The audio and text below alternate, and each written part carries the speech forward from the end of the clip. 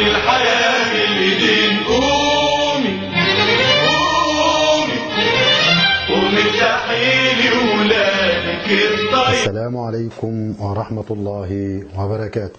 أعزائي المشاهدين، نقدم لكم حلقة جديدة من حلقاتنا مع برنامجكم مصر المنسية على قناة الزمان المصري. هذه الحلقة من مستشفيات جامعة المنصورة. التقينا بالأستاذ الدكتور يحيى بسوني مدير عام مستشفيات جامعة المنصورة، والأستاذ الدكتور محمد الغندور مدير العيادات الخارجية بمستشفيات جامعة المنصورة. التقينا بهم وتحاورنا معهم وشاهدنا ورأينا بأم أعيننا أشياء كثيرة جدت في تلك المستشفيات، وهذا بفضل القيادة الواعية لرئيس جامعة المنصورة الأستاذ الدكتور محمد الإناوي، الذي يعنيه في المقام الأول الاعتماد على القيادات الشابة. في هذه الحلقة نلتقي مع الأستاذ الدكتور محمد الغندور مدير عام العيادات الخارجية بمستشفيات جامعة المنصورة، ليدلي بدلوه على الجديد بتلك المستشفيات وما يهم المواطن في هذه المستشفيات. فإلى الجزء الأول والدكتور محمد الغندور. أعزائي المشاهدين، مع حلقة من حلقات برنامج مصر المنسية ومدير عام العيادات الخارجية بمستشفى جامعة المنصورة، نجري معه هذا الحوار الأستاذ الدكتور محمد الغندور. السلام عليكم يا دكتور. عليكم السلام ورحمة الله. ازيك يا فندم؟ نورتنا. في البداية كده عايزين نورك طبعا، نتعرف على حضرتك. الاسم بالكامل محمد فتح الله الغندور، مدرس الجراحة العامة وجراحة الغدد الصماء مستشفيات جامعة المنصورة وكلية الطب. تمام. تحب بيانات ايه تاني؟ تقلدت المنصب امتى؟ هو تقلدته قبل كده ولا لا؟ المنصب تقلدته من سنة. من سنة كانت بالظبط في شهر 5 2015. تمام. الحقيقة قعدت فيه حوالي 6 شهور، والحمد لله أبلينا بلاء حسن، ولكن مع التغييرات الإدارية اللي بيحصل في ناس بتقعد وناس بتمشي وهكذا، فحصل تغييرات. والحمد لله يعني في الشهر اللي فات ده بنشكر طبعا السيد الاستاذ الدكتور محمد حسن الإناوي رئيس الجامعه ان هو جدد لي الثقه من جديد ان انا امسك العيادات الخارجيه مره ثانيه. تمام. ودي ثقه غاليه، ونتمنى ان نكون عند حسن ظن وعند حسن ظن الناس كلها، وربنا يسهل الحال. طبعا مدير عام العيادات الخارجيه بمستشفى جامعه المنصوره، مستشفى بتخدم ناس كتير جدا، سواء محافظه الدقهليه او كفر الشيخ او عموما وسط الدلتا كله. تمام. بيصب عندنا هنا. تمام. فالضغط بتاع المرضى كتير. بالظبط. حضرتك بتيسر او بتسير الامور في العيادات الخارجيه ازاي؟ بسم الله. هو الكلام مش جديد. الكلام ان انا قطاع خدمي في جامعة المنصورة هو قطاع العيادات الخارجية. أنا بختلف شوية عن المستشفى الرئيسي في أن المستشفى الرئيسي قطاع خدمي أكاديمي، يعني بيتعلم فيه أطباء، إنما في الأصل عندي هو قطاع خدمي، يعني أنا في مواجهة الجمهور بشكل مباشر. فدايما كنا بنسعى، حتى المديرين اللي قبلي وأنا أيضا، إن احنا نوصل بالمريض لدرجة الرضا، على الرغم ان ده حاجة صعبة جدا، بس هو ده هدفنا الأول والأخير، ان المريض يكون راضي عن الخدمة المقدمة في العيادات الخارجية. ده كان هدف. الرؤية بتاعتنا في الموضوع ده ان احنا نقدم الخدمة دهيت بشكل بسيط، غير معقد، سهل الإجراءات، تمام، وبشكل يحترم أدمية المريض نفسه. عشان نعمل حاجة زي دي كان لازم يبقى في شوية تطوير في العيادات الخارجية، واللي ابتديناه من السنة اللي فاتت الحمد لله. يعني كان التطوير بيشمل حاجتين مهمين قوي: البنية الصلبة والبنية اللينة.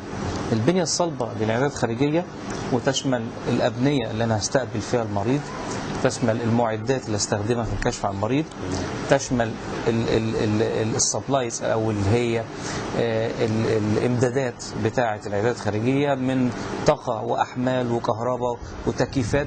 انا كان لازم اعد مكان محترم يحترم ادميه الفرد اللي جاي يكشف عنه. تمام. فالحقيقه حطينا خطه للكلام ده، تطوير بنيه فوقيه وبنيه تحتيه وامدادات وكهرباء وخطوط انترنت الحقيقه نجحنا في انجاز اكتر من 90% من الكلام اللي احنا بنحكي عنه ده، والكلام ده موجود بشكل وثائق ومستندات، وفي فيديوهات عن الكلام ده موجوده في الخطه بتاعتنا وهبقى اطرحها على حضرتك. تمام. نيجي للبنيه اللينه. تعني ايه البنيه اللينه؟ وهي اسلوب الاداره والسياسات والخدمات المقدمه، وهل هناك تطوير ام المساله عباره عن يعني تسليمات، يعني مدير بيسلم مدير وخلاص. لا، الحقيقه احنا حطينا برضو خطه للموضوع ده. حضرتك بتتكلم في الرؤيه. ايوه، لا احنا بنتكلم ايه خطتنا في الموضوع ده؟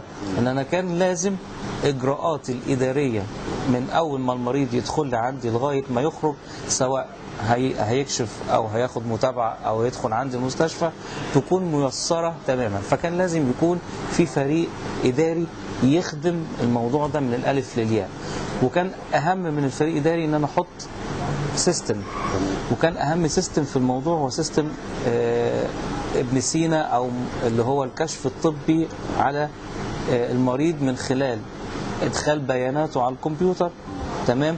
وربط كل منافذ التذاكر مع العيادات الخارجيه، مع الصيدليه، مع الاشعه، مع التحاليل، بحيث ان انا مجرد زي ما بيقولوا بكبسه زر اوصل لاكبر خدمه في اقل وقت. وهو ده الهدف الاساسي من شغلنا كله، ان انا اقدم احسن خدمه في اقل وقت ممكن وبشكل يليق بادميه المريض.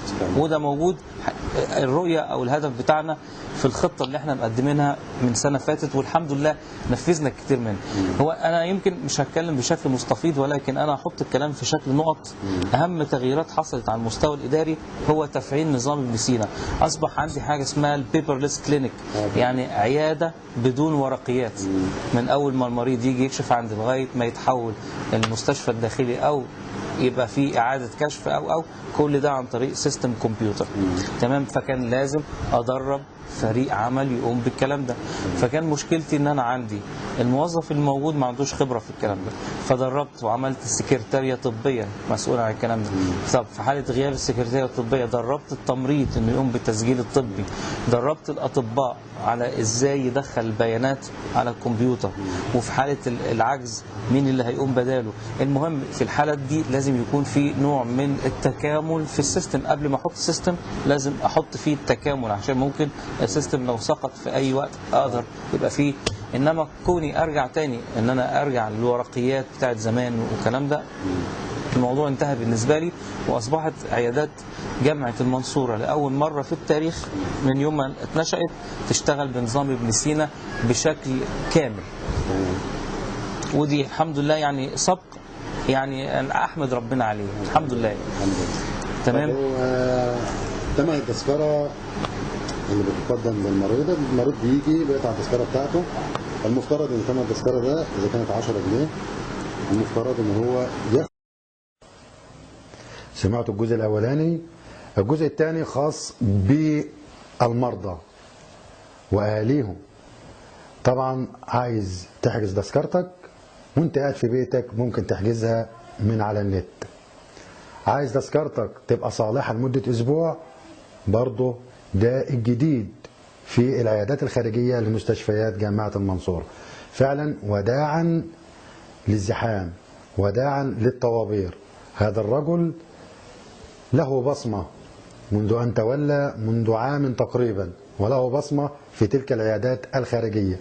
اترككم لتسمعوا باذنكم وتشاهدوا ما قاله الاستاذ الدكتور محمد الغندور مع الجديد لمرضى ومرتادي مستشفيات جامعة المنصورة. بيتكلم على ثمن التذكرة اللي بتقدم للمريض. المريض بيجي يقطع تذكرة ب 10 جنيه حسب ما قيل لي. ان هو بيكشف ولكن ما بياخدش علاج. هل بالفعل ان هو يدفع التذكرة المفترض ان هو ياخد علاج زي ما مديرية الصحة لا وزارة الصحة عموما يعني هو تعمل كده؟ بص حضرتك، مش المفترض ده، هو ده المقنن ان هو له علاج مجاني بالظبط. على التذكره، ولكن اللي بيحد من تسيير الخدمه دي ممكن يكون عدم وجود العلاج نفسه. يعني في مثلا نقص في صنف او صنفين من العلاج لسه ما توردوش او مش موجودين او وقفت قصه استيراده او لان احنا يعني بيدخل فيها عوامل كتير. ممكن يكون في عجز في صنف او اتنين او كده، لكن ده اللي حضرتك بتقوله ده بتحكي فيه ده قانوني، ده لازم هو ياخد علاج مجاني على التذكره اللي هو بيصرفها من شباك التذاكر. ماشي. بخلاف كده ممكن عجز في صنف او بتاع، لا ده قصه يعني مش معناه انه ما فيش ادويه، لا الادويه موجوده، بس ده ما يمنعش انه يكون في يوم من الايام عجز في صنف او اتنين، بس ده بتتغطى وباسرع وقت. طيب هو عموما اللي هقوله لحضرتك ده دي مش مهمه حضرتك، بس احنا عايزين نعمل حاجه جديده. تمام. ان مثلا حضرتك استاذ دكتور ومعروف على مستوى الداخليه وعلى مستوى مصر كلها، ربنا يبارك في حضرتك. الله يعزك يا رب. رحله المريض من ساعه ما بيجي قدام باب المستشفى تمام بيعمل ايه؟ بالظبط. هقول لسيادتك انا الموضوع ده كان اكتر حاجه يعني مقرقاني فكريا وزحمه جدا بالظبط. فجينا نمسك يعني احنا جينا النهارده بدري انا شايف الدنيا اتغيرت خالص. بالظبط. امسك القصه من الاول. كانت مشكلتي في ايه؟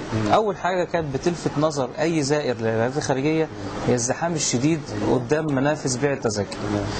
فجينا نمسك النقطه دي لقينا القصه الزحام بيجي من ايه؟ ان تسجيل المريض وبالبيانات الكامله كان بيحصل امام شباك التذاكر، وبالتالي كان كل فرد من افراد المرضى بياخد فتره طويله للتسجيل، فبيحصل تراكم والزحام يبان زمان. فطلعنا قرار بان التسجيل يبقى داخل العيادات، مجرد المريض بيشتري التذكره من المنفذ عليها اسمه فقط، وبالتالي ما بيقعدش قدام شباك التذاكر اكتر من 3 ثواني. فاصبح التيرن اوفر او اللي هو عمليه التسليم سريعه، فالزحام قدام شباك التذاكر خلص. نيجي لمرحله التسجيل بقى، ما هو انا برضو مش هشيل الزحام من قدام شباك التذاكر ادخله جوه العيادات، يبقى انا ما عملتش حاجه، انا كده غطيت على المشكله بس انما ما حلتش المشكله. لا، عملنا استراحه كبيره جدا تسع اكثر من حوالي 1500 مريض، والاستراحه مجهزه وجيده التهويه وفيها وسائل ترفيه زي التلفزيون وامدادات للميه البارده، وفي بصدد انشاء كافيتيريا المريض يقعد مرتاح فيها، وبيتندى على مجموعه ما بتتعداش عن 10 افراد يتفضلوا يتوزعوا على كل عياده، بحيث ان انا يبقى الساعه الاجماليه في كل عياده اللي موجود بيكشف في الاستراحه الداخليه بتاعه العياده ما يزيدش عن 10 افراد. بالتالي بدي فرصه للموظف المسؤول عن التسجيل ياخد راحته في التسجيل، وادي فرصه للطبيب المسؤول عن الكشف انه برضه ياخد راحته في الكشف. يبقى هنا دورت على راحه المريض اثناء الحجز، راحه المريض اثناء الانتظار، راحه المريض اثناء الكشف، وبالتالي وبالتبعيه هيبقى الموظف مرتاح، هيبقى الطبيب مرتاح وهو بيكشف، فبالتالي ضمنت انتاجيه. كل اللي انا بتكلم فيه ده هيديني في الاخر منتج يبقى راضي عنه المريض. تمام. لان المنظومه لازم تبقى متكامله، المنظومه مش مريض وموظف ودكتور فقط، لا المنظومه سيستم. تمام. ازاي امشي المريض في ستريم او في سياق سهل وبسيط يريح كل الاطراف، وهو ده اللي حاصل حاليا. طيب انا عايز تزف بشرى حضرتك للمريض اللي هو بيتردد على العيادات الخارجيه لمستشفى جامعه المنصوره. البشرى اللي احنا هنقوله فيها ان سيادتك حقك في الكشف اصبح حق مكفول. بمعنى زمان كان ممكن المريض يجي وما يلحقش تذكره، ممكن يجي ما يلحقش الطبيب، ممكن يجي من سفر وتبقى فيه صعوبات، اقول له لا. اصبح كل حاجه مقننه الان، تذكرتك حتى اللي انت بتكشف بيها مش هتترمى. افترضنا ان انت جيت النهارده وكان اليوم اللي انت جاي عليه مش موجود التخصص اللي انت طالبه وقطعت التذكره، التذكره هتفضل معاك وصالحه لمده اسبوع. دي اول بشرى بقولها لك. كويس قوي، لانه كان بالظبط يقطع تاني. لا خاصه بتوع المطريه والمنزله. لا التذكره هتفضل صالحه معاك لمده اسبوع. تمام كده. طيب انا حتى لو جيت واتاخرت، الطريق وقف بيا، عطل، جيت بعد ما الاطباء خلصوا كشف، اعمل ايه؟ هنعمل حاجه اسمها عياده مسائيه، ودي هتبتدي بعد الساعه 1 على طول، مش مثلا بالليل، لا دي بعد الساعه 1 على طول، يبقوا بنفس التذكره. هقدر اكشف بس هنزود حاجات بسيطه اللي هي تبع، لان دي هتبقى زي نظام مش خاص، ولكن ده خدمه مقدمه ومفعله بسعر رمزي برضه.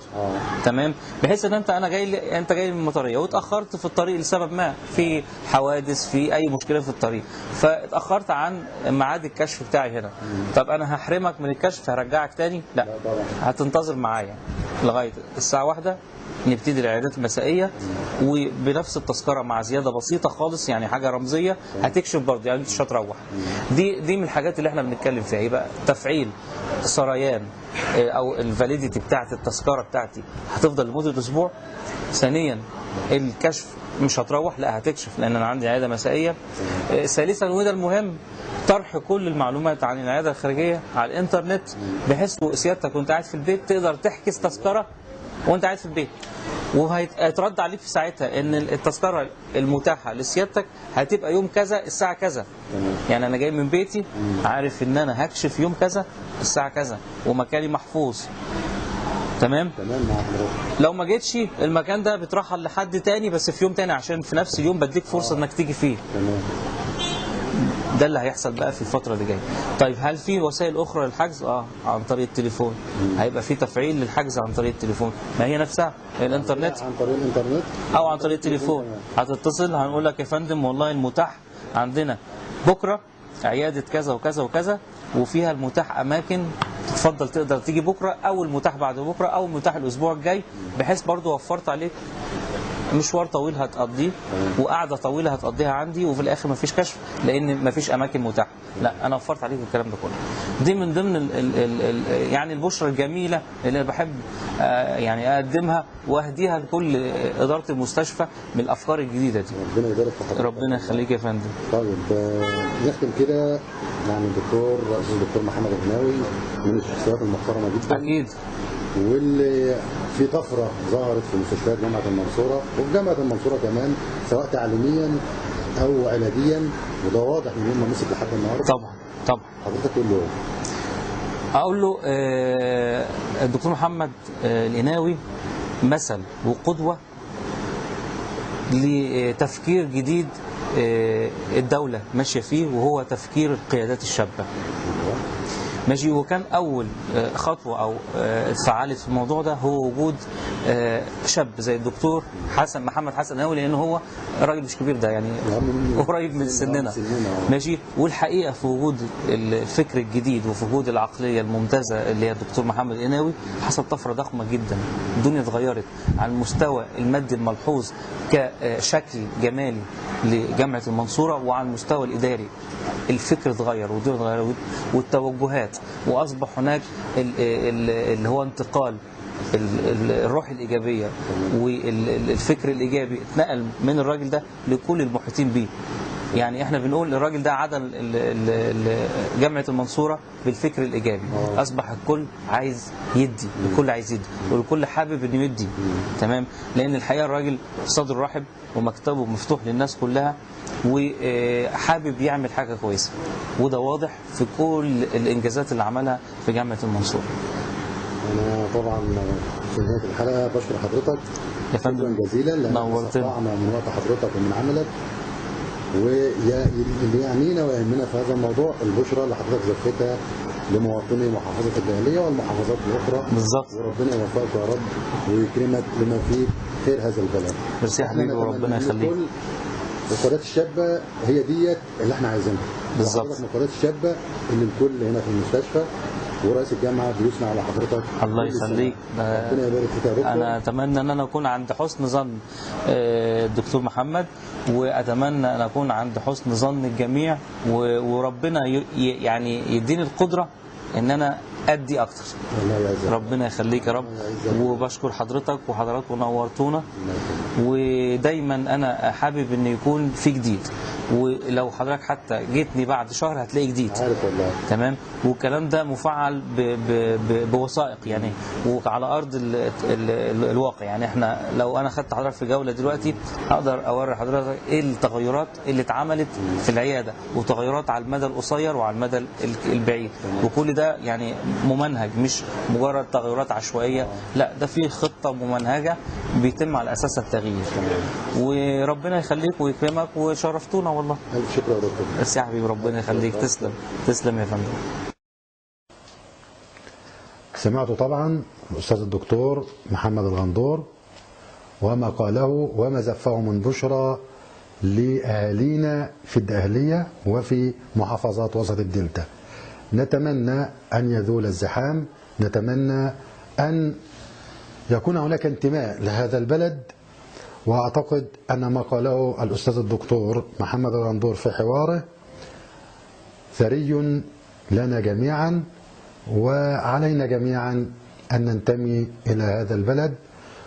ومش كل حاجة نقول مفيش، مش هنعرف نعمل، احنا نبدأ الخطوة وبعد كده على الله قصد السبيل. والسلام عليكم ورحمة الله وبركاته.